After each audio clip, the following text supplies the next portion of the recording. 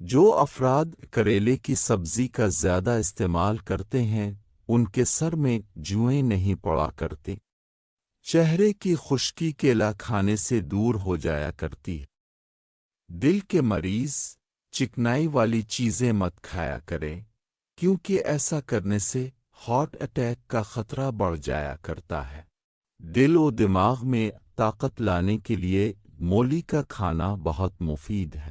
آنکھیں کمزوری کا شکار ہو رہی ہے تو الائچی کے ساتھ چند دانے سونف کے ہر روز کھانا شروع کر دیں، بہت مفید ہے۔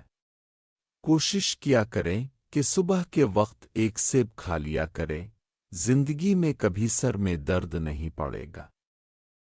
جسم کے وزن کو کم کرنے کے لیے صبح پانی کے ساتھ تخم بالنگا کو کھایا کریں، آہستہ وزن کم ہوتا جائے گا۔ سونے سے پہلے ایک الائچی کھا لیا کریں، اس سے دماغ تیز ہو جائے گا۔ موٹاپے کو کم کرنے کے لیے کھانا کھانے کے بعد تھوڑا سا ٹماٹر کا رس چاٹ لیا کریں، چند دنوں میں موٹاپے دور ہو جائے گا۔ شام کے وقت اخروٹ کھانے سے چہرے پر دانے اور الرجی نہیں نکلا کرتی۔